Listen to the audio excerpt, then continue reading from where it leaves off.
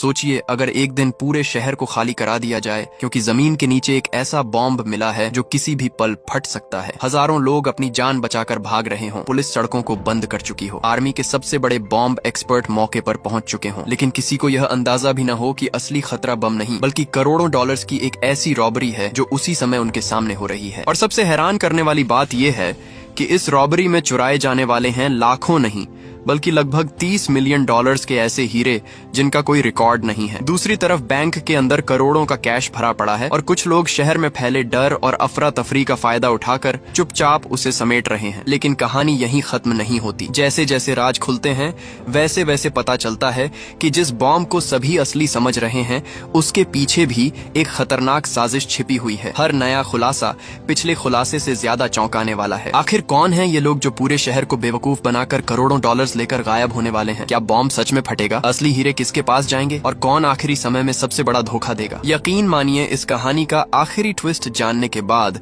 आप कुछ सेकंड तक स्क्रीन से नजर नहीं हटा पाएंगे। कहानी की शुरुआत में कुछ मजदूर एक कंस्ट्रक्शन साइट पर खुदाई का काम कर रहे होते हैं। तभी अचानक उनकी मशीन जमीन के नीचे दबे हुए एक बहुत बड़े बॉम्ब से टकरा जाती है। ये देखकर सभी लोग घबरा जाते हैं। सबसे डराने वाली बात ये थी कि ये बम किसी भी समय फट सकता था और उसके धमाके से आसपास का पूरा इलाका तबाह हो सकता था।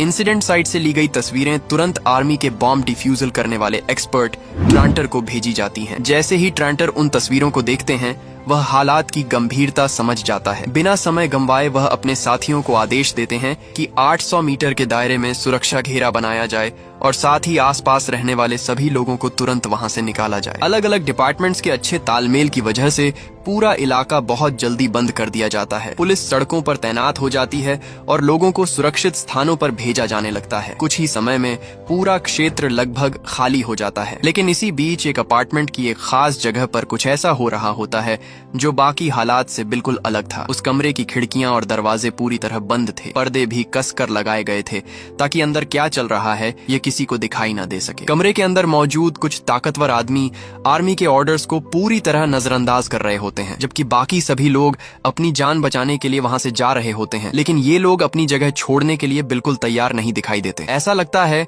जैसे उन्हें बाहर मौजूद खतरे की कोई परवाह ही नहीं है। उनका यह अजीब व्यवहार पास में रहने वाले रहीम का ध्यान खींच लेता है। उसे यह सब काफी सस्पिशियस लगता है। हालांकि उस समय उसके पास ज्यादा सोचने का समय नहीं होता क्योंकि उसके लिए सबसे जरूरी काम अपने परिवार को सुरक्षित जगह पहुंचाना था। इसलिए रहीम जल्दी से अपने परिवार को लेकर वहां से निकल जाता है। कुछ समय बाद ट्रेंटर अपनी टीम के साथ तेजी से इंसिडेंट साइट पर पहुंचते हैं। वहां पहुंचकर वह कंस्ट्रक्शन वर्क के इंचार्ज से मिलते हैं और पूरी स्थिति के बारे में जानकारी लेते हैं। जब ट्रेंटर को जरूरी जानकारी मिल जाती है तो वह तुरंत बॉम्ब को डिफ्यूज करने का प्लान बनाने लगते हैं। जांच के दौरान उन्हें पता चलता है कि यह बॉम्ब आकार में उसी बम जैसा है जिसे 2 साल पहले एक्सिटर में डिस्ट्रॉय किया गया था। सभी लोग मिलकर सबसे सुरक्षित उपाय पर चर्चा कर रहे होते हैं। तभी इमरजेंसी प्लानिंग डिपार्टमेंट का एक ऑफिसर दौड़ता हुआ वहां पहुंचता है। वह सबको याद दिलाता है कि कंस्ट्रक्शन साइट के ठीक नीचे 400 किलोवोल्ट की मेन बिजली लाइन गुजर रही है। इसका मतलब यह था कि बॉम्ब को डिफ्यूज करने से पहले पूरे इलाके की बिजली बंद करनी पड़ेगी। अगर किसी कारण से धमाका हुआ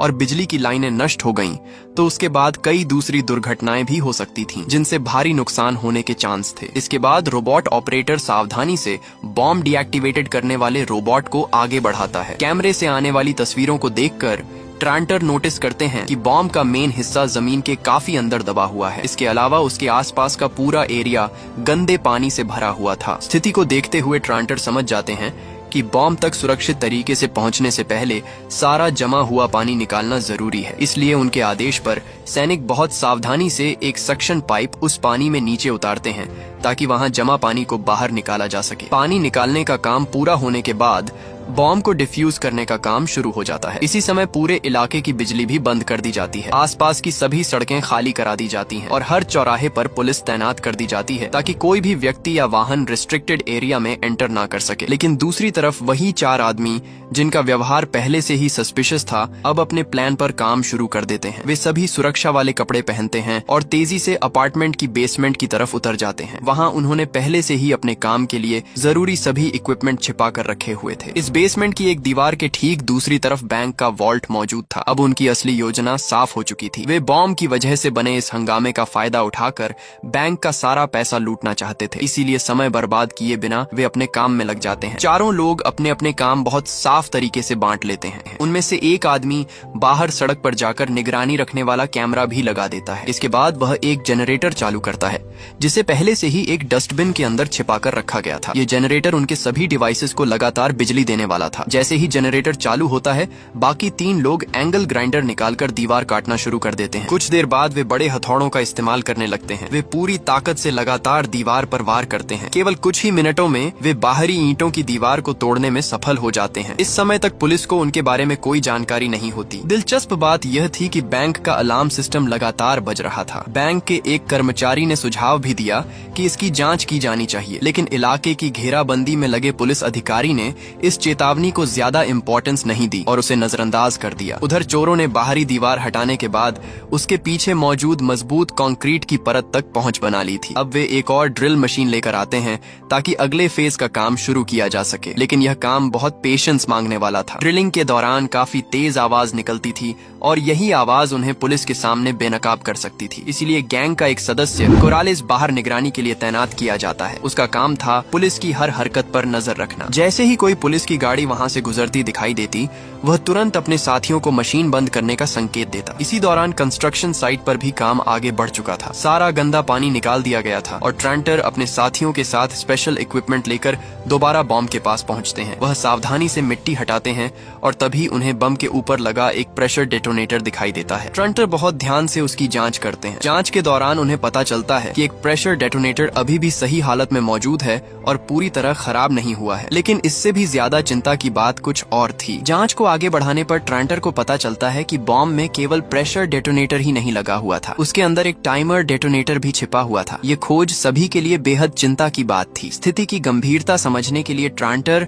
एक स्पेशल सुनने वाले इक्विपमेंट का इस्तेमाल करते हैं। जैसे ही वह इक्विपमेंट की मदद से अंदर की आवाज सुनते हैं, उनके चेहरे का रंग उड़ जाता है। उन्हें साफ सुनाई देता है कि टाइमर अभी भी चल रहा है। इसका मतलब यह था कि बम किसी भी समय फट सकता था और किसी को यह नहीं पता था कि उसके पास कितना समय बचा है। ट्रांटर का सहायक तुरंत यह जानकारी कमांड सेंटर तक पहुंचाता है। वहां मौजूद अधिकारी भी यह खबर सुनकर हैरान रह जाते हैं। अब खतरा पहले से कहीं ज्यादा बढ़ चुका था, क्योंकि अगले 48 घंटों के अंदर किसी भी समय एक्सप्लोजन हो सकता था। मौत के इतने करीब खड़े होने के बावजूद ट्रांटर हिम्मत नहीं हारते। वह तेजी से एक मैग्नेटिक टाइमर इंटरसेप्टर निकालते हैं और उसे बम पर लगा देते हैं। इसके तुरंत बाद वह मजबूत सिक्योरिटी शील्ड के पीछे चले जाते हैं और सभी लोग सांस रोककर रिजल्ट का इंतजार करने लगते हैं। कुछ समय बाद सभी को राहत मिलती है, क्योंकि इंटरसेप्टर टेम्पोरेरी टाइमर की गिनती को रोक देता है। हालांकि खतरा पूरी तरह टला नहीं था, ये केवल थोड़े समय की राहत थी, जबकि असली समस्या अब भी उनके सामने मौजूद थी। स्थिति का एनालिसिस करने के बाद ट्रांटर बताते हैं कि सबसे सुरक्षित तरीका यह होगा कि पहले बम के आसपास एक मजबूत एक्सप्लोजन प्रूफ दीवार बनाई जाए और उसके बाद कंट्रोल्ड एक्सप्लोजन किया जाए। लेकिन पूरी प्रक्रिया में कम से कम 5 घंटे लगने वाले थे। दूसरी तरफ बैंक तक पहुंचने की कोशिश कर रहे चोर भी लगातार आगे बढ़ रहे थे। वे कंक्रीट की परत को सक्सेसफुली पार कर चुके थे और अब अंतिम स्टील की परत को काटने के लिए वेल्डिंग मशीन का इस्तेमाल कर रहे थे। दोनों तरफ के लोग समय के खिलाफ दौड़ रहे थे। एक तरफ ट्रांटर और उनकी टीम शहर को बचाने की कोशिश कर रही थी, जबकि दूसरी तरफ चोर हर मिनट का फायदा उठाकर बैंक तक पहुंचने में लगे हुए थे। दोनों जगह हर सेकंड की कीमत बहुत ज्यादा थी। इसी दौरान बॉम्ब डिफ्यूज करने वाली टीम में एक नया आया मेंबर एक अजीब बात नोटिस करता है। वह देखता है कि बॉम्ब की सरफेस पर एक हिस्सा बाकी जगहों की तुलना में बहुत ज्यादा चमकदार दिखाई दे रहा है। आसपास के पूरे हिस्से पर जंग लगी हुई थी, लेकिन वह छोटा सा हिस्सा बिल्कुल अलग नजर आ रहा था। उसे देखकर ऐसा नहीं लगता था कि यह बम काफी समय से जमीन के नीचे दबा हुआ है, इसलिए वह अपनी यह बात ट्रांटर को बताता है। लेकिन ट्रांटर को लगता है कि कंस्ट्रक्शन वर्क के दौरान किसी मशीन ने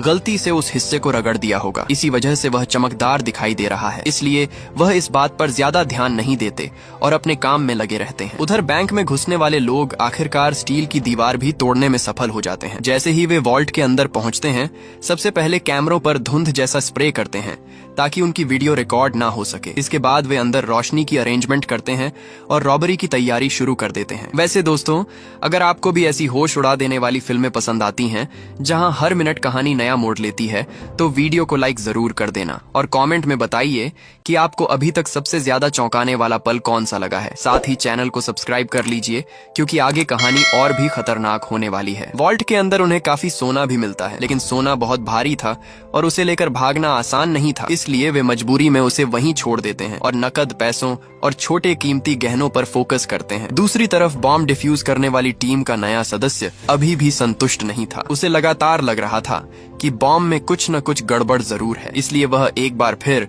ट्रांटर को बुलाकर उस चमकदार हिस्से को ध्यान से देखने के लिए कहता है। लेकिन जैसे ही दोनों दोबारा बम की जांच करने लगते हैं, तभी एक चौंकाने वाली घटना होती है। जो टाइमर पहले रुक चुका था, वह अचानक फिर से चलना शुरू हो जाता है। यह देखकर वहां मौजूद सभी लोगों के चेहरे पर चिंता साफ दिखाई देने लगती है। इस नई समस्या की वजह से एक्सप्लोजन प्रूफ दीवार बनाने का काम बीच में ही रोकना पड़ जाता है। अब उनके पास समय बहुत कम बचा था। हालात को देखते हुए ट्रांटर एक बेहद जोखिम भरी योजना बनाने का फैसला करते हैं। उनकी योजना थी कि बम के डेटोनेटर में सावधानी से ड्रिल करके एक स्पेशल फ्लूइड्स अंदर डाला जाए। अगर यह लिक्विड सही जगह पहुंच जाता तो अंदर की मैकेनिकल सिस्टम जाम हो जाती और बम डिफ्यूज हो सकता था। अब यह उनके लिए आखिरी ऑप्शन बची थी। जैसे ही ट्रांटर और उनकी टीम इस खतरनाक प्रोसेस की तैयारी शुरू करती है, उसी समय पुलिस को भी कुछ अनयूजुअल दिखाई देता है। पूरे इलाके की बिजली पहले ही काटी जा चुकी थी और हर रास्ता बंद था। फिर भी निगरानी कर रहे ड्रोन को दो अलग अलग हीट सोर्सेज दिखाई देते हैं। पहला सोर्स तो कंस्ट्रक्शन साइट पर मौजूद बॉम्ब डिफ्यूज करने वाली टीम थी, लेकिन दूसरा सोर्स कौन था ये किसी को समझ नहीं आता। ये जानकारी मिलते ही कमांडर ग्रीनफील्ड बेचैन हो उठती हैं। उन्हें डर था कि कहीं कोई नागरिक अभी भी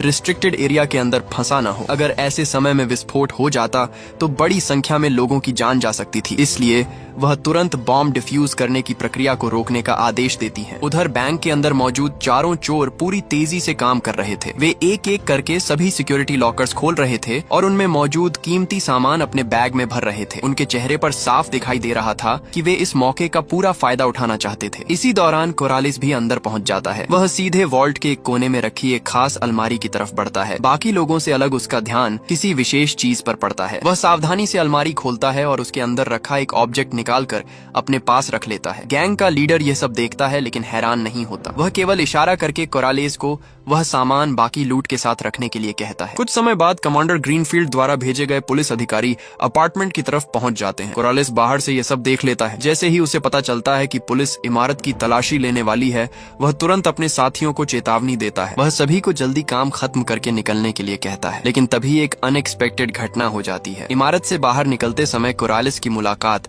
अचानक एक पुलिस अधिकारी से हो जाती है। पुलिस अधिकारी उसे रुकने और जांच के लिए तैयार रहने का इशारा करता है, लेकिन कोरालिस बिना एक पल गंवाए मुड़ता है और पूरी ताकत से भागना शुरू कर देता है। उसका यह व्यवहार पुलिस को तुरंत शक में डाल देता है। उधर अंदर मौजूद बाकी चोर भी बाहर के शोर को सुन लेते हैं। वे समझ जाते हैं कि अब उनके पास ज्यादा समय नहीं बचा है, इसलिए पूरा गैंग तुरंत पीछे हटने की तैयारी शुरू कर देता है। और तभी अगले ही पल कुछ ऐसा होता है जिसकी किसी ने कल्पना भी नहीं की थी। बम का चलता हुआ टाइमर अचानक झटके से पूरी तरह रुक जाता है। ये देखकर इंसिडेंट साइट पर मौजूद हर व्यक्ति कुछ समय के लिए सन्न रह जाता है। बम का टाइमर अचानक रुक जाने की वजह से वहां मौजूद सभी लोग कुछ समय के लिए हैरान रह जाते हैं। किसी को समझ नहीं आता कि आखिर अभी क्या हुआ है। सौभाग्य से उस समय विस्फोट वाली जगह के आसपास कोई कर्मचारी मौजूद नहीं था, इसलिए केवल कुछ लोगों को मामूली चोटें आती हैं और एक बड़ी दुर्घटना टल जाती है। दूसरी तरफ चारों चोर दोबारा एक जगह इकट्ठा हो जाते हैं और यह तय करते हैं कि अब तुरंत वहां से निकल जाना चाहिए। सब कुछ जांचने के बाद वे दो अलग अलग ग्रुप्स में बंट जाते हैं और दो दिशाओं में भागने की योजना बनाते हैं। पहला ग्रुप मेन दरवाजे से बाहर निकलकर पहले से तैयार खड़ी एक गाड़ी तक पहुंचता है। उनका काम था बाकी साथियों का इंतजार करना और जरूरत पड़ने पर तुरंत वहां से निकल जाना, जबकि दूसरा ग्रुप इमारत की छत की तरफ दौड़ पड़ता है। उनके पास लूट से भरे दो बड़े बक्से थे। रिस्ट्रिक्टेड एरिया के अंदर इतनी बड़ी मात्रा में सामान लेकर घूमना बहुत जोखिम भरा था। अगर वे पुलिस के हाथ लग जाते तो उनकी सारी मेहनत बेकार हो जाती, इसलिए उन्होंने पहले से एक अलग योजना तैयार कर रखी थी। कुछ ही देर में दो ड्रोन एक के बाद एक उड़ान भरते हैं। दोनों ड्रोन उन बक्सों को लेकर रिस्ट्रिक्टेड एरिया से बाहर निकल जाते हैं। आखिरकार वे सामान को एक मिडलैम तक पहुंचा देते हैं जो आगे की अरेंजमेंट करने वाला था। इधर बाकी दो चोर पहले से तय किए गए एक नकली कंस्ट्रक्शन साइट तक पहुंचते हैं। वहां से वे नीचे सीवर में उतर जाते हैं और उसी रास्ते से भागने लगते हैं, लेकिन इसी दौरान कमांडर ग्रीनफील्ड को कुछ गड़बड़ी का एहसास हो जाता है। पुलिस तुरंत पीछा शुरू करती है। हालांकि दोनों चोर सामान सौंपने के बाद पुलिस को काफी दूर तक घुमाते रहते हैं। फिर मौका मिलते ही वे दोबारा अंडरग्राउंड पाइप्स के अंदर घुस जाते हैं। इलाके की पूरी जानकारी होने की वजह से वे पुलिस को चकमा देने में सफल हो जाते हैं। पीछा करने वाले अधिकारी उन्हें पकड़ नहीं पाते और आखिरकार दोनों चोर सुरक्षित रूप से अपने साथियों की गाड़ी तक पहुंच जाते हैं। गाड़ी में बैठने के बाद वे पहले ड्रोन के जरिए भेजे गए लूट के सामान को भी वापस हासिल कर लेते हैं। अब तक उनकी पूरी योजना लगभग सफल दिखाई दे रही थी। उधर विस्फोट की घटना के बाद भी बॉम्ब डिफ्यूज करने वाली टीम का नया सदस्य अपनी शक नहीं छोड़ता। उसे अब भी लगता था कि बम में कुछ असामान्य जरूर है, इसलिए वह ट्रांटर को सुझाव देता है कि एक्सप्लोसिव सब्सटेंसेस का केमिकल टेस्ट करवाई जानी चाहिए। इस बार ट्रांटर उसकी बात को गंभीरता से लेते हैं। वह सहमति जताते हैं और दोबारा जांच कराने का फैसला करते हैं। इसके बाद वह कमांडर ग्रीनफील्ड को इस बारे में जानकारी देते हैं ताकि बम के हिस्सों की विस्तार से जांच की जा सके। उसी समय एक पुलिस अधिकारी उन निशानों का पीछा करते हुए बेसमेंट तक पहुंच जाता है जहां से चोरों की एक्टिविटीज शुरू हुई थी। वहां पहुंचकर वह देखकर हैरान रह जाता है कि बैंक का वॉल्ट लगभग खाली किया जा चुका था। वह तुरंत यह खबर कमांडर ग्रीनफील्ड तक पहुंचाता है। ये सुनते ही उन्हें समझ आ जाता है कि पूरा मामला केवल बम तक सीमित नहीं है, बल्कि इसके पीछे एक बड़ी बैंक डकैती भी हुई है। कमांडर ग्रीनफील्ड तुरंत आदेश देती हैं कि सभी मेन सड़कों और चौराहों पर चेकिंग शुरू कर दी जाए, लेकिन तब तक चोर काफी आगे निकल चुके थे और मेन सड़क पार पहुंच चुके थे। रास्ते में कोरालेस एक बार फिर गैंग के नेता से वह खास डिब्बा मांगता है जिसे वह पहले से अपने पास रखना चाहता था। इसके बाद सभी लोग पहले से तैयार किए गए पहचान पत्रों का इस्तेमाल करते हुए पुलिस की जांच चौकियों से आसानी से गुजर जाते हैं। जब तक पुलिस सीसीटीवी फुटेज देखकर यह पहचान पाती कि यह लोग वाटर डिपार्टमेंट के कर्मचारियों का भेष बनाकर घूम रहे थे, तब तक वे काफी दूर निकल चुके होते हैं। वे एक पुल के नीचे रुकते हैं और तेजी से अपनी गाड़ी की नंबर प्लेट बदल देते हैं। इसके बाद वे गाड़ी पर बने वाटर डिपार्टमेंट के निशान को भी पानी से साफ कर देते हैं। सारी पहचान मिटाने के बाद वे तेज रफ्तार से हाईवे की तरफ निकल जाते हैं और पुलिस की पहुंच से पूरी तरह बाहर हो जाते हैं। दूसरी तरफ रॉबरी वाली जगह की शुरुआती जांच पूरी होने के बाद कमांडर ग्रीनफील्ड अपने अधिकारियों को आदेश देती हैं कि अपार्टमेंट में रहने वाले सभी लोगों की जानकारी निकाली जाए। खास तौर पर वह रहीम और उसके परिवार के बारे में पूरी जानकारी मंगवाती हैं। उसी समय रहीम और उसका परिवार पुलिस से बात करने की कोशिश कर रहे होते हैं। वे बताते हैं कि अगली सुबह उनकी एक फ्लाइट है और उन्हें अपना सामान लेने के लिए अपार्टमेंट के अंदर जाना जरूरी है। अब जबकि विस्फोट का खतरा खत्म हो चुका है, इसलिए वे अंदर जाने की अनुमति मांगते हैं। जब पुलिस अधिकारी को पता चलता है कि रहीम उसी इमारत के एक फ्लैट में रहता है, तो वह तुरंत उन्हें अपने साथ चलने के लिए कहता है। दूसरी तरफ कहानी फिर से ट्रांटर की ओर मुड़ती है। यह पूरी घटना अब सीनियर ऑफिशियल्स तक पहुंच चुकी थी। सभी जानकारी मिलने के बाद एक वरिष्ठ अधिकारी ट्रांटर से सवाल करता है कि जब पहली बार बॉम्ब में शक वाली बात सामने आई थी, तब उन्होंने तुरंत कमांड सेंटर को इसकी सूचना क्यों नहीं दी। ट्रांटर जवाब देते हैं कि यह शक सबसे पहले उनके द्वारा नहीं, बल्कि टीम के एक नए सदस्य द्वारा जताया गया था। इसके अलावा उस समय उनका पूरा ध्यान बम को डिफ्यूज करने पर लगा हुआ था, इसलिए उन्होंने उस बात को तुरंत आगे नहीं बढ़ाया। काफी विचार करने के बाद सीनियर ऑफिसर्स फैसला लेते हैं कि इस छोटी सी गलती के लिए ट्रांटर के खिलाफ कोई कार्रवाई नहीं की जाएगी। मामला वहीं समाप्त कर दिया जाता है। उधर चोर शहर से दूर एक सुनसान इलाके में पहुंच चुके थे। उनका इरादा लूट का सामान आपस में बांटना और फिर अलग अलग होकर गायब हो जाना था ताकि पुलिस उन्हें पकड़ न सके। यहीं पर बाकी लोगों को पहली बार पता चलता है कि कोरालेस बैंक से आखिर क्या लेकर आया था। वह कोई साधारण चीज नहीं थी, बल्कि बिना कटे हुए बेहद कीमती नेचुरल डायमंड्स का एक बड़ा कलेक्शन था। कोरालेस सभी को बताता है कि इन हीरों की कीमत कम से कम $30 मिलियन है। सबसे बड़ी बात यह थी कि ये हीरे अभी तक कटे या तैयार नहीं किए गए थे। इसका मतलब था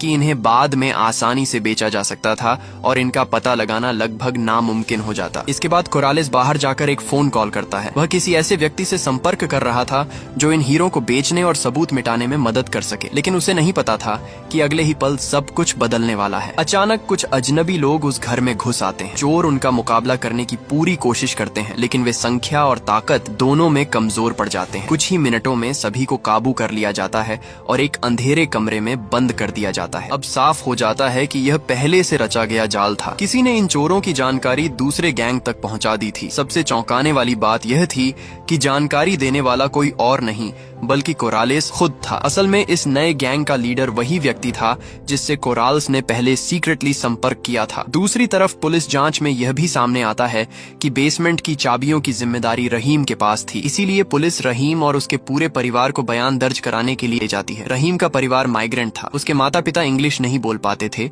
इसीलिए पुलिस से बातचीत करने की जिम्मेदारी उसी पर थी। पूछताछ के दौरान रहीम बताता है कि कुछ दिन पहले 2 आदमी उसके घर आए थे।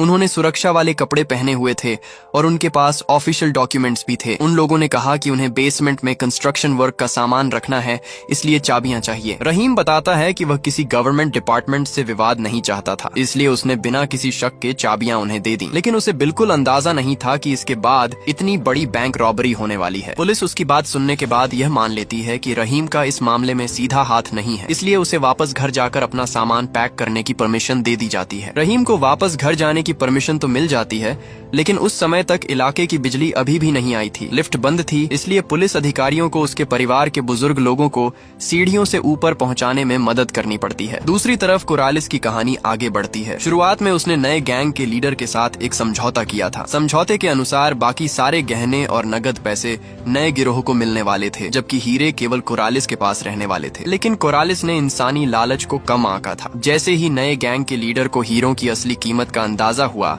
उसने पहले एक हीरा मांग लिया। कोरालिस ने कुछ सोचकर तुरंत हामी भर दी। हालांकि अगले ही पल लीडर ने एक और हीरा मांग लिया। ये सुनकर कोरालिस को बुरा लगने लगा, लेकिन मामला यहीं नहीं रुका। कुछ देर बाद वह लीडर और ज्यादा लालची हो गया और आधे हीरे मांगने लगा। ये सुनते ही कोरालिस का गुस्सा फूट पड़ा। दोनों के बीच वहीं पर बहस शुरू हो गई। लेकिन तभी कुछ ऐसा हुआ जिसने सबको हैरान कर दिया। बहस के दौरान एक बेहद कीमती हीरा अचानक टूटकर बारीक पाउडर में बदल गया। ये देखकर कमरे में मौजूद सभी लोग सन्न रह गए, क्योंकि हीरा दुनिया के सबसे मजबूत पदार्थों में से एक माना जाता है। नए गैंग के लीडर को तुरंत शक हो गया। उसने समझ लिया कि कुछ बहुत बड़ी गड़बड़ है। उसकी नजर सीधे कोराल्स पर टिक गई। दूसरी तरफ कोराल्स भी घबरा गया और बाकी हीरों को एक एक करके जांचने लगा। लेकिन नतीजा और भी चौंकाने वाला था। सभी हीरे नकली निकले। यह देखते ही कोरालिस पूरी तरह बेकाबू हो गया और लगातार गुस्से में चिल्लाने लगा। हालांकि नया गैंग उसकी बातों पर विश्वास नहीं करता। उनका मानना था कि कोरालिस हीरों का एक्सपर्ट है। ऐसा कैसे हो सकता है कि उसने हीरे लेने के बाद उन्हें जांचा ही ना हो। उन्हें पूरा यकीन था कि असली हीरे पहले ही बदल दिए गए हैं और इस पूरी चाल के पीछे कोरालिस का हाथ है। इसीलिए गैंग का लीडर अपने आदमियों को आदेश देता है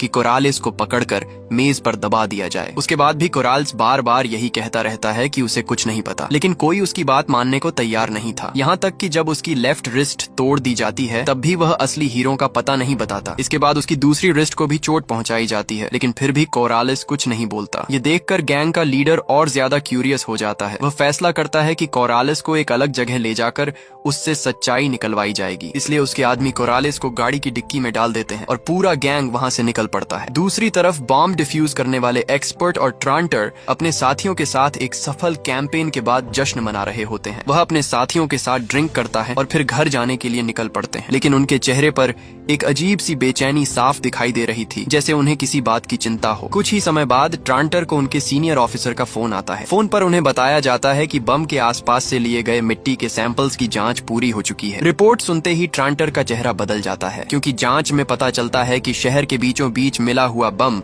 कोई पुराना वॉर टाइम का बम नहीं था। वह मॉडर्न एक्सप्लोसिव्स से बनाया गया एक नकली बम था, जिसे पुराना दिखाने की कोशिश की गई थी। इतना ही नहीं, जांच में यह भी सामने आता है कि उस बम को बनाने में इस्तेमाल हुए कुछ पदार्थों का संबंध सीधे मिलिट्री सोर्सेज से जोड़ा जा सकता है। अब धीरे धीरे पूरे रहस्य से पर्दा उठने लगा था। शुरुआत से लेकर आखिर तक बम का पूरा मामला एक सोची समझी साजिश था। इस नकली बम का मकसद केवल बैंक रॉबरी को छिपाना था, ताकि पुलिस का पूरा ध्यान दूसरी तरफ लगा रहे। ऐसे में ट्रांटर की पिछली कई हरकतें भी सस्पिशियस लगने लगती हैं। दूसरी तरफ कहानी फिर उन चोरों की ओर जाती है जिन्हें नए गैंग ने बांधकर बंद कर दिया था। पुराने गैंग का लीडर पूरी ताकत लगाकर अपने हाथों की रस्सियां काटने में सफल हो जाता है। इसके बाद वह बाकी साथियों को भी आजाद कर देता है। इसके बाद लीडर गाड़ी से एक टैबलेट निकालता है। तभी पता चलता है कि वह शुरू से ही कोराल्स पर पूरी तरह भरोसा नहीं करता था। इसी वजह से उसने पहले से कुछ निगरानी की व्यवस्था कर रखी थी। अब वे 2 गाड़ियों में बैठकर कोरालिस का पीछा शुरू कर देते हैं। उधर कोरालिस गाड़ी की डिग्गी में बंद था। वह एक तरफ अपने दुश्मनों से दया की भीख मांगने का नाटक कर रहा था और दूसरी तरफ चुपके से अपने फोन से मदद का संदेश भेज रहा था। उसने अपने साथ अपनी प्रेजेंट लोकेशन भी भेज दी थी। उसी समय दूसरी तरफ रहीम पुलिस की नजर बचाकर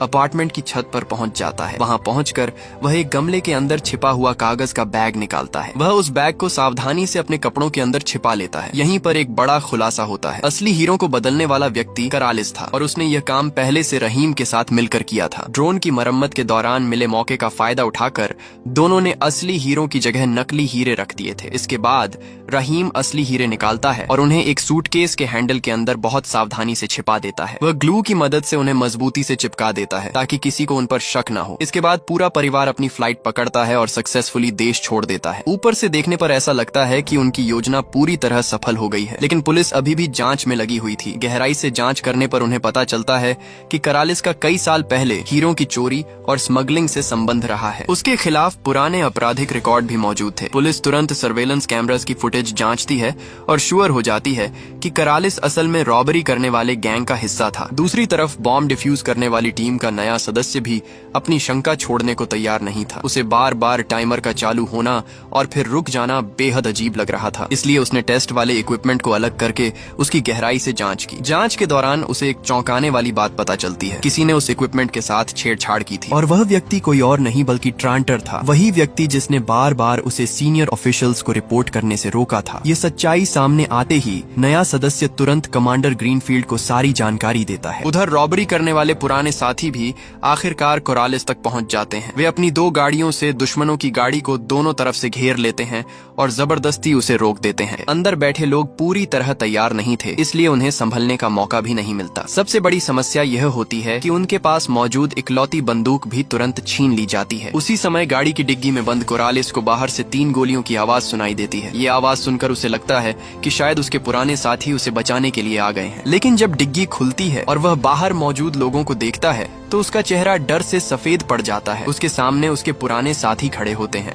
और उनके चेहरे पर गुस्सा साफ दिखाई दे रहा होता है। गैंग का लीडर अपने आदमियों को आदेश देता है कि कोरालिस को बाहर घसीट कर लाया जाए। वह उसे अपनी सफाई देने का कोई मौका नहीं देता। इसके बाद वह कोरालिस के सिर पर एक प्लास्टिक का बैग कस कर चढ़ा देता है। धीरे धीरे कोरालिस की सांस रुकने लगती है। वह मौत के बेहद करीब पहुंच जाता है, लेकिन ठीक उसी समय कोई उसकी जान बचाने के लिए वहां पहुंच जाता है। वह व्यक्ति ट्रांटर होता है। यहीं पर एक और बड़ा रहस्य सामने आता है। असल में इस पूरी बैंक डकैती के पीछे ट्रांटर ही अंदर का आदमी था। बम से जुड़े डिवाइसेस में जो बदलाव किए गए थे और टाइमर को जब चाहे चालू या बंद किया जा सकता था, ये सब उसी की योजना का हिस्सा था। दूसरी तरफ पुलिस भी कोरालिस की पहचान पूरी तरह पता कर चुकी थी, इसलिए तुरंत एयरपोर्ट्स को सूचना भेजी जाती है ताकि उसे भागने से पहले रोका जा सके। उसी समय बॉम्ब डीएक्टिवेट करने वाली टीम का नया सदस्य पुलिस स्टेशन पहुंचता है। उसके पास अभी कोई पक्का सबूत नहीं होता, इसलिए वह केवल अपने डाउट्स अधिकारियों के सामने रखता है। लेकिन तभी उसकी नजर रहीम की तस्वीर पर पड़ती है। तस्वीर देखते ही वह उसे पहचान लेता है। रहीम पहले अफगानिस्तान में ट्रांटर के साथ ट्रांसलेटर के रूप में काम कर चुका था। इतना ही नहीं, ट्रांटर ही वह व्यक्ति था जिसने रहीम और उसके पूरे परिवार को